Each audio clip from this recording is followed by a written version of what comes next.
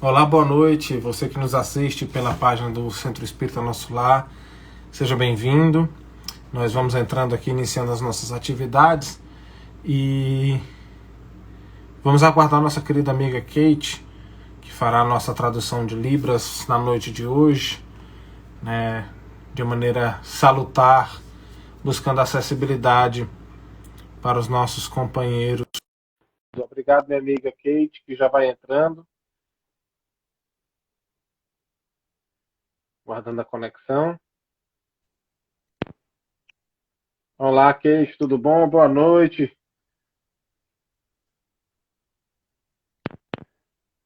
Boa noite. Agradecendo, obrigado ao convite à casa querida, por nós estarmos aqui servindo. Nós temos o hábito da gente ler uma mensagenzinha pequena. Deixa eu pegar meu livrinho, tá aqui, minhas trovinhas, é pequenininha, para a gente poder... livro pequenininho, são trovas. Trovas do Além, de Chico, de vários autores, tá? Eu vou trazer um autor que, na sua última encarnação, ele reencarnou aqui no Piauí. É o Lucídio Freitas. E nós vamos ler a Trova 201 desse livro, tá bom? É curtinho. Em toda parte encontramos este princípio divino.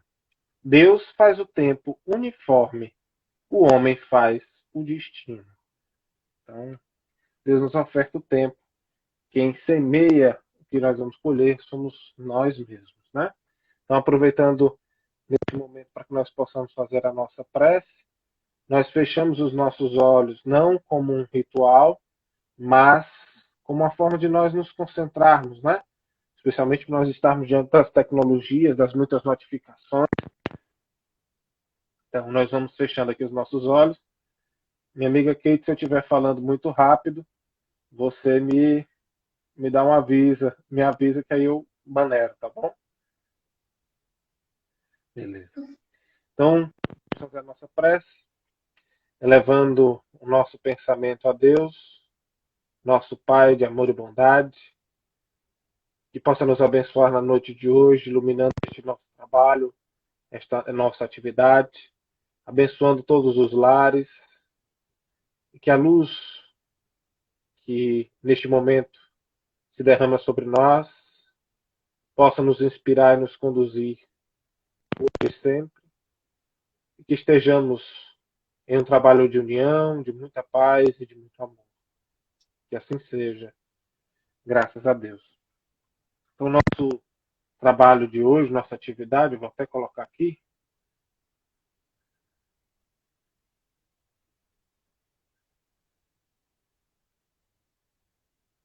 Nós colocamos aí um comentário fixo, que é mediunidade e obsessão. Então, nós vamos falar hoje.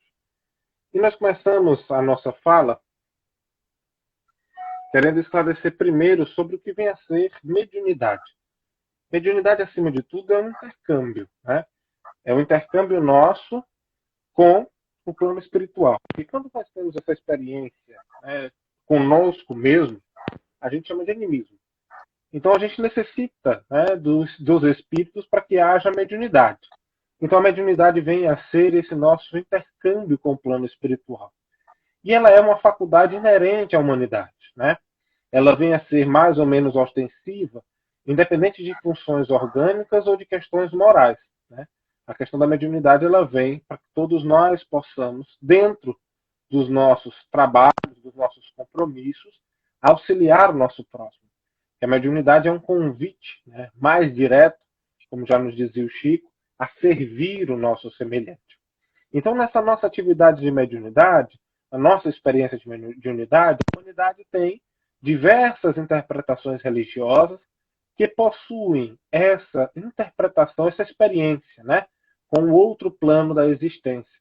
Então, possuem esse contato, esse hábito de falar com os nossos entes queridos, os espíritos, né? Que muitas vezes nós falamos de falar com os mortos, né? Kardec até coloca muito disso. Mas que nós precisamos refletir que a doutrina espírita ela não vem trazer, na verdade, essa comunicação com o plano espiritual como algo novo. Na verdade, a doutrina espírita ela vem trazer essa relação nossa de encarnados com o plano espiritual com um olhar mais científico, um olhar mais sério, né? Um olhar mais compromissado, digamos assim, com o esclarecimento da verdade, para entender por que ele ocorre, quando ocorre, né? Qual o objetivo dele, qual o princípio da mediunidade. E aí nós começamos a entender, a partir da doutrina espírita, que existem diversos tipos de espíritos, existem os espíritos inferiores, existem os espíritos superiores, e da mesma forma que existem aqui nos encarnados, existem aqueles que são zombeteiros, existem aqueles que procuram o mal, se divertem, se comprazem no sofrimento alheio, assim como também tem aqueles que se dedicam para auxiliar, para amparar, para confortar. E é muito importante que Kardec faça esse esclarecimento para todos nós, especialmente quando ele faz a escala espírita, quando ele coloca essas diferenciações, porque nós muitas vezes imaginamos, né, que só porque morreu, e nós temos esse hábito, quando os nossos entes queridos, pessoas próximas, venham a desencarnar, a gente era uma pessoa tão boa, era uma pessoa maravilhosa, e a gente não fica bom simplesmente porque a gente desencarna. Nós ficamos bons quando nós praticamos o Evangelho na sua essência, no nosso processo de transformação. Então a mediunidade, ela vem como uma ferramenta maravilhosa. E aí, por que a gente faz essa diferença? Porque ela vem como uma ferramenta maravilhosa de caridade para conosco, porque nós vamos passar a servir ao próximo e os benfeitores espirituais venham a nos instruir, e para com os nossos semelhantes, especialmente os que estão desencarnados, né? Porque esses passam a se utilizar da mediunidade como uma ferramenta benfazeja para aliviar as suas dores e as suas angústias. Porque como nós já percebemos, quando nós temos aqui, especialmente, até do ponto de vista profissional, nós temos o trabalho dos psicólogos, dos psiquiatras, a necessidade que temos muitas vezes de pontuar as nossas problemáticas, de tentar resolver esses problemas e esses dilemas, e que muitas vezes a gente não consegue resolver quando estamos encarnados. Então vamos para o plano espiritual, carregando muitas vezes diversos dilemas, diversas dificuldades. Em virtude disso, eu trouxe um poeminha muito interessante. Está no livro Loja de Alegria. É uma psicografia do Chico, tá? Do Chico Xavier. O espírito é Jair Presente, o nome do espírito, o autor do livro. Isso. E é no capítulo 10. Ele diz assim: estudo da obsessão. E aqui a gente começa a falar da relação da mediunidade com a obsessão. Diz o seguinte a mensagem: ouço dizer que as pessoas desencarnadas no mal muitas vezes continuam em treva espiritual. Perturbam aqui e ali, demonstrando esforço inglório para levar muita gente às furnas do purgatório. No entanto, antigo instrutor disse-me a todos: Jair, não é o campo infernal que tentam nos impelir. Obsessores já sabem que Deus é o eterno bem, que nunca nos desampara e nunca fere a ninguém. Inclinam muitos irmãos de espírito desatento ao erro e, depois do erro, à dor do arrependimento. O objetivo não é atirar alguém no abismo, mas induzir as criaturas à sombra do pessimismo.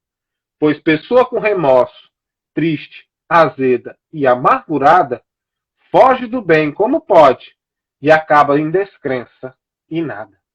Então a gente começa a perceber aqui, com esse poema do Jair Presente, que o grande objetivo dos nossos irmãos que partem, né, em sofrimento é ter irmãos que possam compartilhar-lhes as dores e as angústias. Então, como nós falamos anteriormente, Kardec percebe isso num trabalho muito sério da mediunidade, e os espíritos partem ainda com esses mesmos sofrimentos, com essas mesmas angústias, com esse mesmo desespero.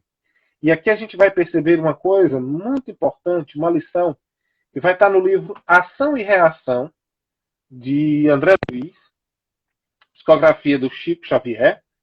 No capítulo 8, nós temos uma situação muito interessante. Porque o André Luiz vai junto com o instrutor Silas tentar entender uma situação de obsessão com um jovem e toda uma família. Quando ele chega nessa situação, ele descobre que o jovem que está sendo obsidiado e de que nesse momento vai receber o auxílio, depois dessa nossa fala, nós vamos esclarecer os tipos de obsessão e como elas se dão, mas só para a gente entender. É um jovem que vem sofrendo investidas constantes no seu pensamento. Ele vem sendo orientado, né? Vem sendo intuído, vem sendo instruído, vem sendo conduzido por dois espíritos que são seus tios. Tios, né, desencarnados e que foram assassinados pelo pai desse jovem. Porque o pai desejava receber toda a herança familiar. E aqui é interessante a gente pontuar, porque às vezes a gente não percebe isso.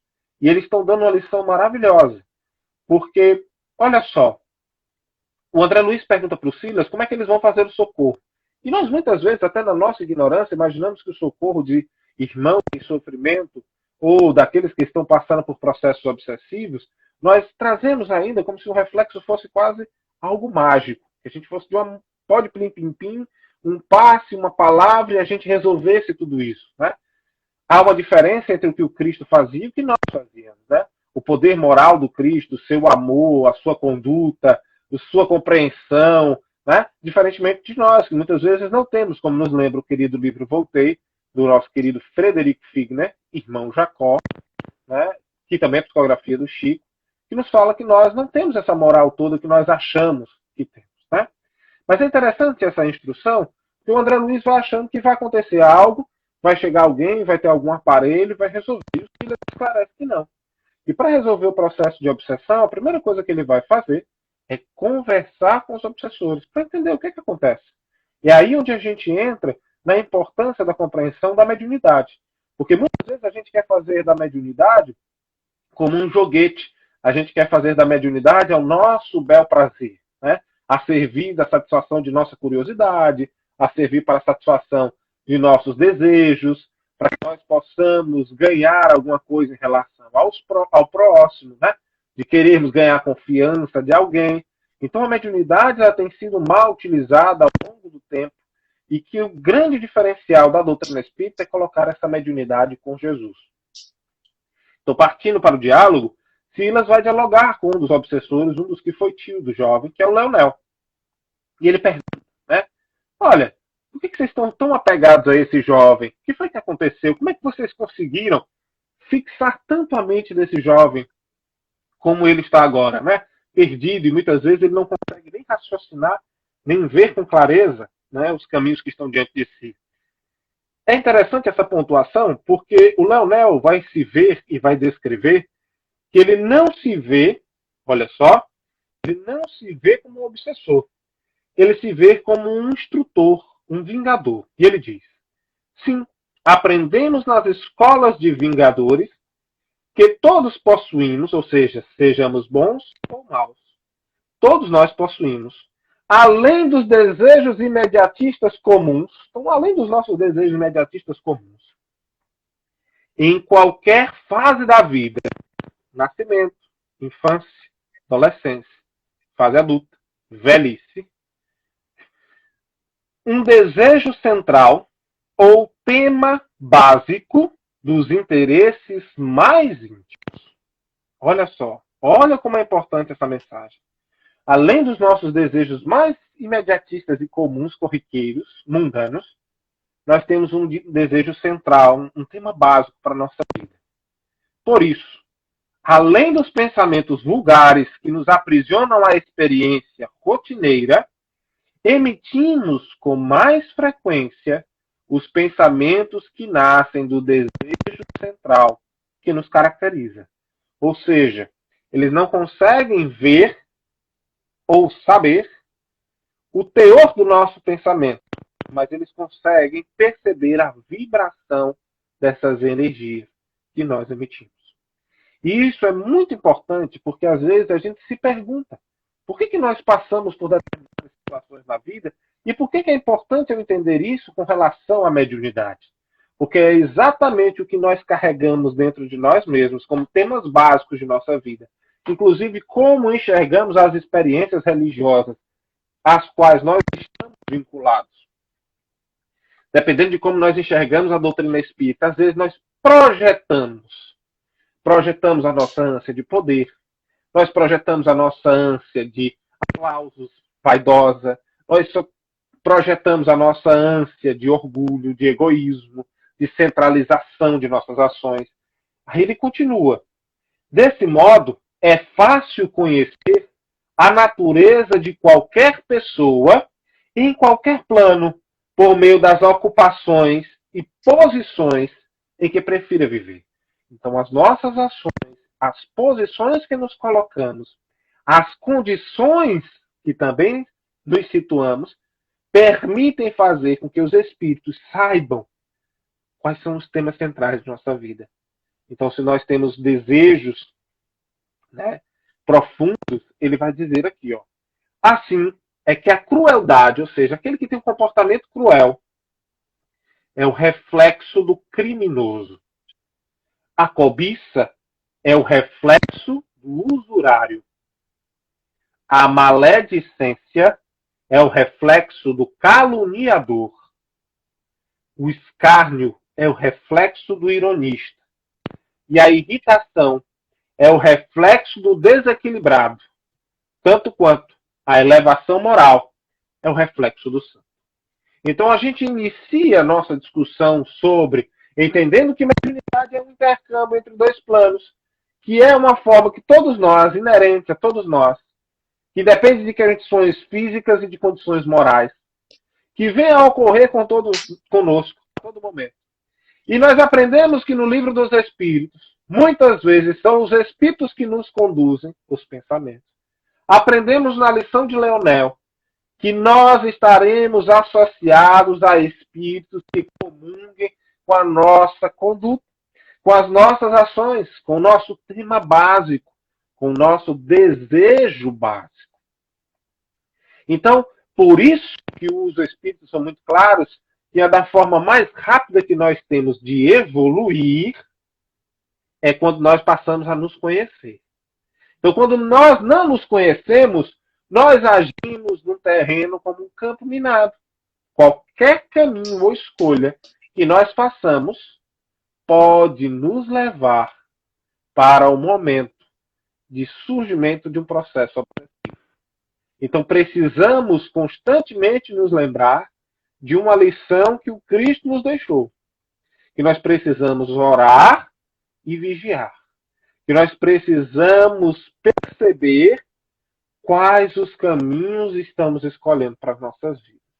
Se tem anos que nós estamos fixos e preocupados com os cargos, se nós nos sentimos blindados quando alguma coisa sai da forma diferente do que a gente acha, quando a gente se sente muitas vezes apegado a alguma coisa, precisamos refletir sobre a nossa conduta.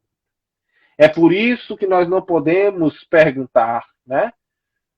Onde estava Jesus quando a gente estava passando por situações difíceis? Ele não nos abandona. Mas a pergunta que ele vai nos fazer é: onde tu estavas quando eu estava do teu lado? O que fizestes para me encontrar? É interessante a gente pontuar uma outra passagem que reforça muito sobre isso. Está no livro Cartas de uma Morta, que é um livro também psicografado por Francisco Cândido Xavier, e é ditado por sua mãe. Ditado por sua mãe, Maria João de Deus. Que ela tem a oportunidade, né, de ir a uma instrução fora da Terra. E ao retornar para a Terra, o instrutor pede que ela perceba a energia do planeta, a aura do planeta. Num primeiro olhar dela, ela vê aquilo que os astronautas estão vendo, a coloração azul, as camadas aéreas, toda essa energia, camada de ozônio, estratosfera e por aí vai. Mas aí o instrutor pede, né, para que ela possa melhorar, ampliar, né, essa visão. E ela vai e refina o seu olhar. Quando ela refina esse olhar, ela percebe, olha só, um grupo de filamentos que começam a aparecer na Terra, de diferentes tonalidades, indo dos mais escuros e opacos aos mais suaves e brilhantes. E ela começa a perceber que aqueles raios de luz estão vinculados às mentes das pessoas. E o mais interessante, ela vê alguns se apagando, porque são os espíritos retornando à pátria espiritual, e outros se acendendo, que são aqueles que estão retornando para a pátria material. Né? Estão reencarnando. Então ela olha para o instrutor e ele diz, você está vendo e tudo isso? Está vendo? Aí ela estou. Aí ele vai dizer para ela, olha, esse que você está vendo, mais brilhante, são os que mais se aproximam do amor ao próximo. Esses mais opacos são dos espíritos mais inferiorizados que estão encarnados. Então, essa variedade de cores e de brilhos, nós conseguimos perceber de acordo com as mentes que emanam. Com aqueles que são mais brilhantes, nós conseguimos contato direto. A nossa comunicação não sofre interferência de qualquer influência. Enquanto os mais opacos, nós temos a maior dificuldade de comunicar-nos com eles. Isso já nos ilustra a dificuldade que a espiritualidade tem no trabalho mediúnico, quando nós não procuramos perceber esses desejos centrais. Consequentemente, já percebemos aí as grandes possibilidades das massas de espíritos sofredores a afinizarem-se conosco, se tais pensamentos são mais próximos das cores opacas e escuras. Então nós precisamos perceber aí que há uma lei fundamental, que é a lei de sintonia. É uma lei que ela não foge irrevogável. Ela a gente não pode dar carteirada, a gente não pode alegar desconhecimento, a gente não pode dizer que é amigo de Jesus para revogar. Não pode. A gente precisa entender que nós estaremos associados aos espíritos de acordo com a nossa evolução espiritual e a nossa conduta, aos nossos sentimentos e aos nossos pensamentos. Dito isso, aí nós entramos no processo que Kardec percebe. Que da mesma forma que há uma mediunidade que permite orientação e esclarecimento, uma mediunidade que permite a cura, uma mediunidade que permite um direcionamento, há a mediunidade que vem a ser transviada, que é a mediunidade que passa a ser obsedada. Então são espíritos que passam a interferir por afinidade, ou mesmo por provas, né? Nós precisamos lembrar disso, que muitas vezes, como o Chico nos colocava até no livro dos médiuns, muitos médiuns passam por essas provas para que percebam determinados aspectos de sua conduta e de sua personalidade que precisam ser trabalhados. Passam por essas provas para vencer a vaidade, para que possam vencer o orgulho, para que possam vencer o egoísmo. Né? Passam por essas conexões com esses espíritos, com essas condutas de pensamentos fixos.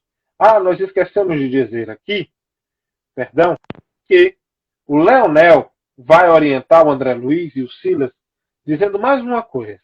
Ele vai dizer o seguinte, à medida que se percebe esses pontos de desejos básicos a partir das condutas dos indivíduos, ele diz assim, cada um é tentado exteriormente pela tentação que ali alimenta em si próprio. Aí a gente lembra até do Pai Nosso, né? Livrai-nos das tentações. Então Cristo já nos avisava, né, sobre aqueles desafios que nós vamos encontrar e que muitas vezes, como a gente utiliza popularmente, são as pedras do nosso sapato, no sentido evolutivo. É a partir daí que eles passam a supraexcitar as nossas mentes e nós nem percebemos mais que somos orientados de maneira exterior. É dessa forma que Kardec percebe. Basicamente, ele coloca que há uma infinidade, mas ele vai colocar aqui, pontuar especificamente 3 tipos de obsessão, que são muito marcados. A obsessão simples, que ele nos diz, acontece quando um espírito malfazejo se impõe a uma pessoa e interfere nos atos comuns de sua existência.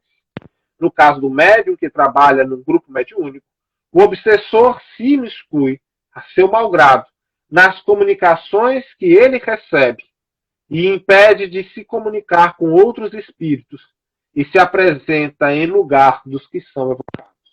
Então a gente percebe aí já uma vinculação psíquica, onde esse espírito que procura soprecitar esse médium já vai se colocar como mensageiro constante.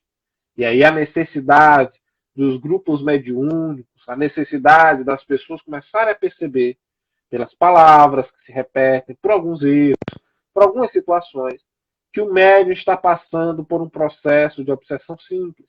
Mesmo que se comunique é o mesmo espírito. Né? E aí ele diz o seguinte, a respeito do estudo e dos cuidados relacionados com o trato com os espíritos, o médium pode ser enganado por um espírito mentiroso. O melhor médium se acha exposto a isso, sobretudo no começo, quando ainda lhe falta a experiência necessária. Então, muitas vezes, quando a gente está começando, e é muito interessante, e a gente indica aqui o livro de Divaldo Pereira Franco, em que Divaldo, no começo da sua jornada mediúnica, da sua experiência mediúnica, ele tem a oportunidade de psicografar várias mensagens de Joana de Ângela. E aí, certo dia, ela chega, pede para ele juntar todas essas mensagens, ele crente que ela vai fazer um livro, acreditando que vai fazer um livro, ela pede para que ele toque fogo, porque ali havia passado o primeiro estágio de aprendizado dele. Então nós percebemos aí o trabalho da mediunidade, nós percebemos aí o trabalho da equipe espiritual de orientar esse médium para que ele possa ganhar experiência, para reconhecer, né? E aí a necessidade de humildade. Porque muitas vezes o médium ele não tem essa humildade para perceber no começo, né, que ele está sendo obsidiado, ou ele talvez não tenha esse trato, essa experiência. Então ele precisa ter humildade para ouvir o conselho daqueles que estão próximos. Né? Continua ele dizendo o seguinte, né, que a fascinação, que é o segundo tipo, que já é um pouco mais, né, intensa, digamos assim, com relação à obsessão simples, tem consequências mais graves. É uma ilusão, ou seja, não é mais um espírito que apenas se manifesta nas reuniões mediúnicas, que não impede o médium de comunicar-se com outros espíritos. Isso muitas vezes a gente percebe até no dia a dia. O mesmo espírito tenta, por vezes, manifestar-se por através do medianeiro, causando-lhe muitas vezes desconforto, causando-lhe constrangimento. A fascinação vem com consequências mais graves. É uma ilusão produzida pela ação direta do espírito sobre o pensamento do médium, ou seja, o espírito já produz uma ilusão, e que, de certa maneira, ele paralisa o raciocínio. Ele já não consegue mais perceber a realidade. É o caso do que acontece no exemplo do livro Ação e Reação, em que o Leonel, um dos obsessores, eles fascinam o jovem, fixado mentalmente, eles até esclarecem a importância da evangelização infantil, porque é um jovem que a vida inteira aprendeu apenas os aspectos materiais, a desejar esses aspectos materiais. Então, a fixação mental dele é no seu desejo, na absorção desses aspectos materiais. Então, ele passa a ser fascinado, direcionado, cria-se a ilusão de achar que as pessoas estão perseguindo, de achar que as pessoas só têm interesse. Então, ele não tem mais a capacidade de raciocinar por ele mesmo. Já são os espíritos que lhe criam essa ilusão, lhe paralisam o raciocínio, principalmente quando se fala de mediunidade, do trabalho mediúnico, ele não vai conseguir mais as comunicações. Né? O médium fascinado não acredita que o estejam enganando. Então já há uma grande propensão do médium fascinado já nem perceber que ele está sendo aí enganado. Né? E aí o espírito tem a arte de lhe inspirar uma confiança cega, que o impede de ver um embuste. A necessidade de nós avaliarmos isso com muito cuidado, porque está muito associado à vaidade, né? Associado muito ao orgulho, muito associado ao egoísmo, de você não querer perceber que aquele trabalho, aquela experiência que nós temos de mediunidade, a nossa relação com a mediunidade, é um exercício muito maior para a fraternidade. Então, nós estamos nos grupos mediúnicos, nós que estamos precisamos entender que nosso trabalho ele é um trabalho de afinidade, de fraternidade, muito mais amplo. E ele coloca, trata-se de uma situação estarrecedora, pois o médium realmente não consegue perceber o absurdo das ideias transmitidas pelo espírito. Então ele está transmitindo, ele não consegue perceber. E aqui há uma outra situação. Ele passa a confundir, e é interessante a gente pontuar, a mensagem do espírito como se fosse dele. Ele passa a se doer, ele passa a sofrer, ele não aceita as críticas, os questionamentos. Uma coisa que Kardec nos orienta sempre, que nós passemos todas as mensagens pelo crivo da razão. Então, o médium fascinado é aquele que não vai aceitar que as comunicações passem pelo crivo da razão. E a gente precisa entender. As comunicações precisam passar, independente do médium, porque todas as mensagens precisam ser avaliadas, mesmo dos espíritos de luz. O espírito de luz ele não vai se sentir ofendido com a avaliação. Pelo contrário, ele vai cobrar que as mensagens sejam avaliadas. E aqui a gente dá um exemplo, né, de uma situação, não foi com mediunidade, mas como acontece na vida e que serve para a gente fazer uma analogia, né? A gente vai contar uma história. Eu costumo contar, geralmente, quando falo dessa questão da mediunidade, da questão da obsessão, do quanto a pessoa não percebe sobre as mensagens e, às vezes, fascina a si, fascina um grupo inteiro, a capacidade de um grupo inteiro se perder de muitas pessoas. Mas eu conto uma história de uma artista que ela vinha ao Brasil e ela mandou uma lista de itens que precisavam ter no seu camarim. Uma lista de mais de 400 itens. E quando eles chegaram no item 270, 280, tinha pedido 4 lhamas mancas da pata esquerda. 4 lhamas mancas da pata esquerda. Então imaginem aí, a posição ficou tensa, né? Porque para conseguir lhamas no Brasil já é difícil. E você conseguir 4 lhamas mancas da pata esquerda também é mais difícil ainda. Eles chegaram a conseguir 2 e mandaram um e-mail para a artista. E disseram, olha, a gente só conseguiu 2. Ela vai se chatear se nós tivermos conseguido só 2? E eles receberam a resposta do staff da artista, que disse o seguinte, olha, esse item estava aí só para saber se vocês de fato estavam lendo a lista. Ou seja, ela não faz questão de ter as 4 lhamas mancas da parte esquerda. E muitas vezes nós recebemos comunicações como essas nos centros espíritas, de médiuns fascinados, nós recebemos comunicações como essa nas redes sociais, e nós, de uma maneira sem raciocinar, sem refletir, estamos passando tais mensagens de lhamas mancas da parte esquerda para a frente. Então nós precisamos parar e observar as mensagens com mais sobriedade, encarando a mediunidade com muito mais atenção, com muito mais dedicação, com muito mais carinho, com muito mais zelo, cuidado com o que nós estamos colocando. E nós, como trabalho da mediunidade, precisamos entender que o nosso trabalho sempre precisa evoluir. Imaginemos o Chico, que psicografava as mensagens do Emmanuel, e quando essas mensagens iam virar livro, antes delas serem enviadas às gráficas, o Emmanuel ainda fazia uma revisão dessas mensagens. Aí o Chico dizia, uma certa vez ele disse, Emmanuel, foi você mesmo que psicografou. Por que você faz essa revisão? Ele disse, Chico, uma coisa são palavras lançadas ao vento, outras são palavras que são escritas. Nós precisamos pensar bastante nas palavras que nós vamos deixar. Então é importante a gente ressaltar esse cuidado e esse zelo com a mediunidade, porque é esse cuidado que demonstra o respeito que nós temos. Né? E por último, nós vamos entrar aqui na subjugação, que Kardec pontua, né, como um dos itens no Livro dos Médiuns, onde o espírito encarnado tem a maior dificuldade de lidar com o espírito que lhe obsidia. Ele diz o seguinte, na subjugação, o processo obsessivo é mais intenso, na fascinação é mais grave, né? Na subjugação é muito mais intenso, ou seja, a gravidade aumenta. Diz respeito a uma constrição que paralisa a vontade daquele que a sofre e o faz agir a seu malgrado, ou seja, você já não tem mais vontade alguma. Você já age, né, de acordo com a vontade do Espírito. Já é ele quem determina tudo isso. Inclusive, há vários livros de estudos, inclusive de múltiplas personalidades, que o nosso querido amigo Hermínio Miranda desenvolve esse trabalho, estudando essas percepções do que vem a ser múltipla personalidade, do que vem a ser subjugação. Aí ele continua. Numa palavra, o médium fica sob um verdadeiro jugo, ou seja, ele não tem mais a capacidade de pensar por si mesmo. Então, vejamos como nós podemos associar tudo isso.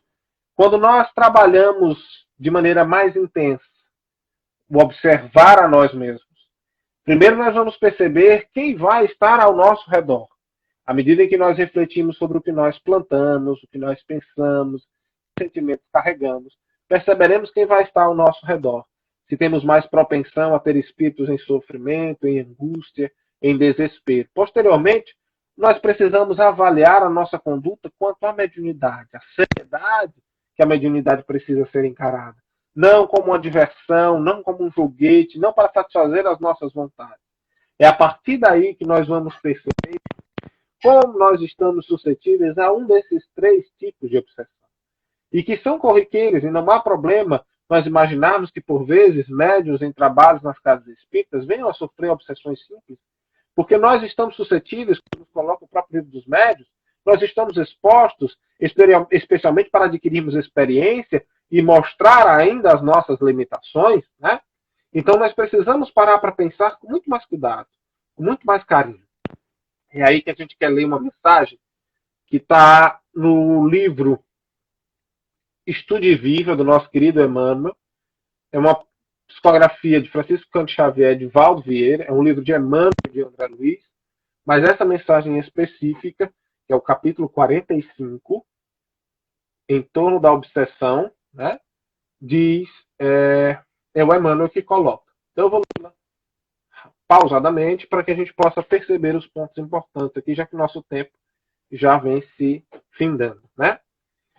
O êxito do pensamento positivo depende do trabalho positivo.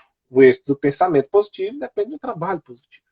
O projeto de edifício importante reunirá planos magníficos, hauridos nas mais avançadas práticas da civilização.